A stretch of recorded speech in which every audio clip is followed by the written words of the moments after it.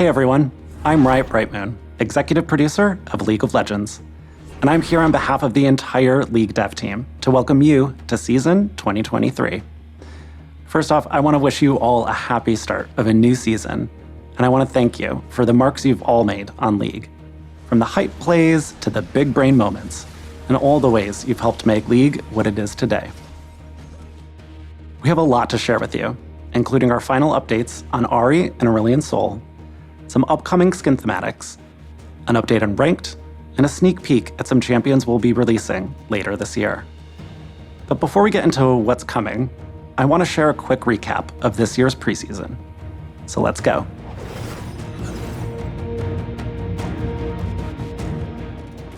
The Chemtech Drake has had a major glow up.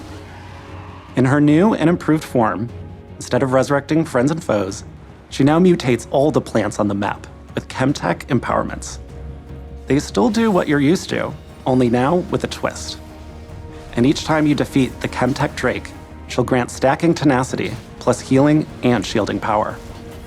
If you claim the soul, you'll deal increased damage and receive damage resistance when at low health. We also added new pings to help you communicate with your team more effectively, including the push, bait, and all in. Better pings mean clearer calls on what you want to accomplish as a team. My personal favorite is using the hold ping right after my whole team dies defending Baron. It wouldn't be preseason without some changes in the jungle. You now have a path recommender, an updated camp patient system, and new jungle companions to help you conquer the scary monsters of the jungle. Last, but certainly not least, we have changes like a new rune recommender, some new in-game items, as well as a few returning favorites, and a few changes to ARAM, like new Hextech gates that transport you down the map, falling towers and the rubble that they create, and some more balance changes to keep ARAM games feeling fair and fun for both teams. Now that we've covered preseason changes, let's talk about some of the new things coming this season.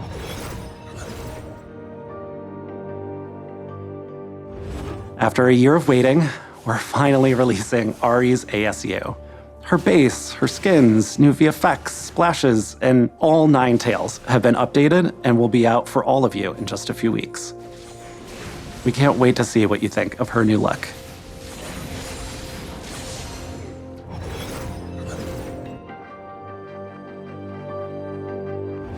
There are a few champions who haven't gotten a new skin in a while, including Aurelion Sol, Ivern, Kled, and Callista.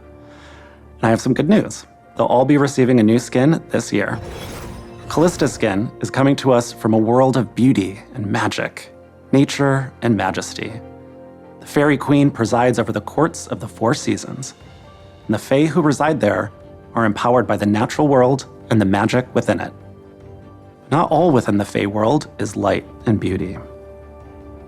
After we leave the Fae realms, we're returning to a fan favorite. It's a little bit more adorable than beautiful. The skin line that brought you Pugma, Corky Corgi, and Yorick in a cat onesie is coming back. So open up some catnip, dust off your chew toys, because more champions are getting fluffy. These are just a few of the new things we have planned for Season 2023. I'll hand it over to Riot Auberaun, who will share our plans for Ranked.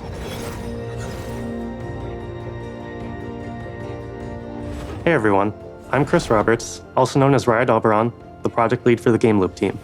We work on things like champ select, matchmaking, and the various queue types from ranked to normals. That means we're not just focused on ladder grinders, we're also here for players who just want to have a good time with friends. Last year, we shared a blog update with some of our upcoming plans, including anonymized champion select, pick order swapping, and the loadout recommender. Since then, we've also been working on a few other projects, and there's one big thing I want to talk to you about today: the mid-year ranked reset.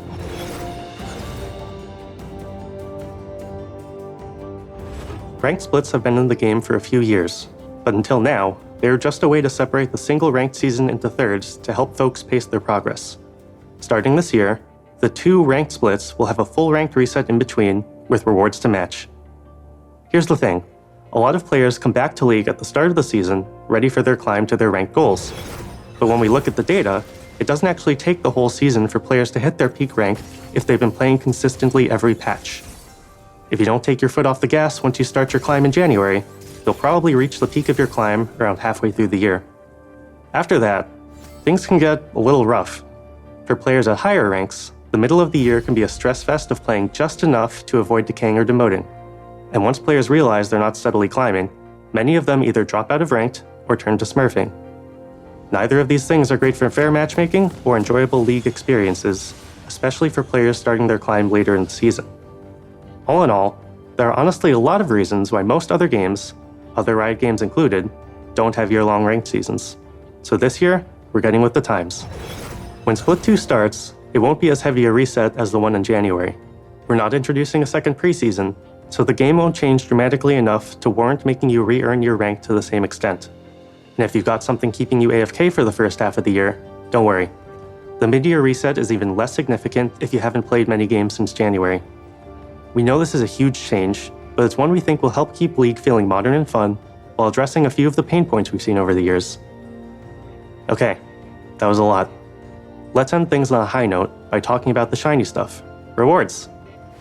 Each split, you can earn the full ranked reward suite, icons and emotes, ranked borders, and a ranked skin. Yes, that means there will be 2 skins for ranked this year. We're also adding in some extra rewards for your climb as you progress on your ranked journey. In addition to this, we're also removing the gold rank requirement from ranked skins. Now, every ranked player will have the chance to earn the skin moving forward with chromas to match your final rank. The skin will continue to reflect your final ranked achievement, but we want you to also be able to earn it through dedication to climbing. That said, if you're below gold, it won't be as easy as play 10 placements for a free skin. The number of games required to earn the skin is drastically higher below gold, so just because you now can earn it at silver or below, doesn't mean you will. That wraps things up for me. Up next is Riot Lexical, who's going to talk to you about our plans for champions this year. Thanks, and good luck on your climbs.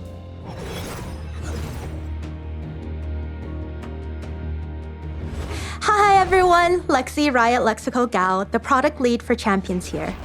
I'm going to talk a bit about some of the new champions we have planned for this year. But before that, I want to touch on our plans for the year overall. This season, we're focusing a bit more on smaller updates to the parts of the champion roster that has been left in the dust. We want to continue improving older champions' gameplay fantasies, so we'll be doing more mid-scope updates throughout 2023. And beyond gameplay changes, we'll also be polishing up some of the roster with much-needed VO updates for a few of our older champions like Nidalee and Varus, both of whom cross paths with some of our upcoming champions.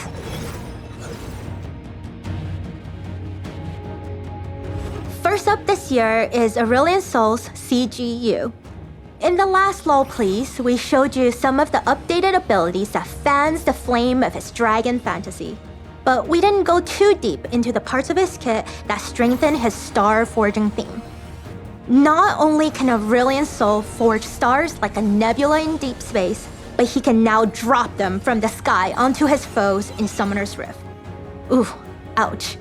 As we mentioned before in the last video, his new passive causes all of his abilities to grow in size over the course of the game, including his new ultimate. I mean, what's more satisfying than dropping a massive star you forged in outer space on someone's head? We can't wait to see what you all think of the new and improved Starforger, and we hope a lot of you will find a new main with him. After Aurelion Sol, we'll be releasing some brand new champions. One of our goals for the past few years has been to make sure we have a champion for everyone to enjoy. So we try to have a diverse champion pool that's inclusive of all cultures, genders, and in-game skill levels for every role. And that brings us to our first new champion of the year.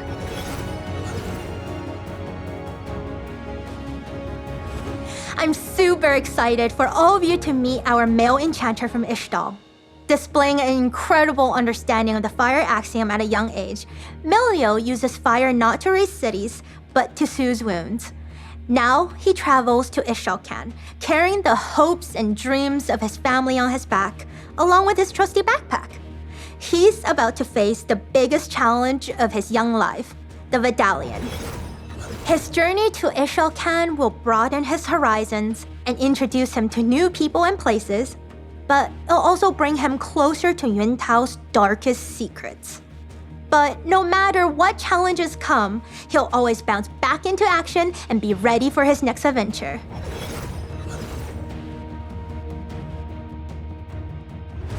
After we're done with the adorable enchanter, we're moving on to something a bit edgier. I know some of you love complex champions and novel link skill descriptions, but others want to focus on macro play and pounce into action with a straightforward kit. If that sounds like you, good news. Naafiri is the Darkin for you. She's a mid-lane assassin made for those of us who want to focus on the hunt. After awakening from her slumber, her first objective is to track down her Darkin brethren. Her newfound body, or bodies, seems like a cruel twist of fate at first, but they prove useful for locating her fellow Darkin, and as a source of wisdom. After all, it's always better to hunt in a pack. I have some bad news though. Unfortunately, Naafiri is the only champion this year without a shirt. We know how much you all love abs, so don't worry. We'll be looking for more opportunities next year.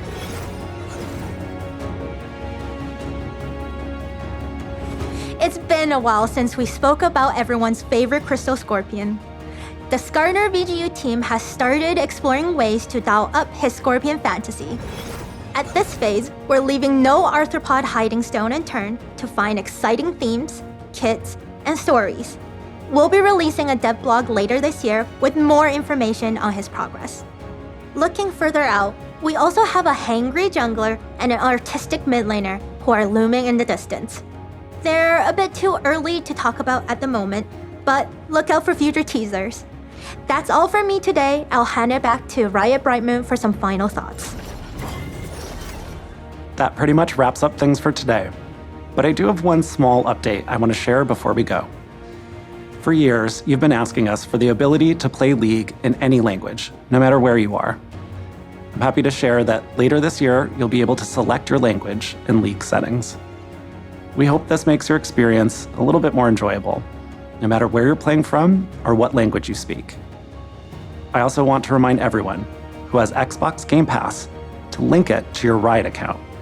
This way, you can unlock every champion for free and get a 20% experience boost for as long as it's active.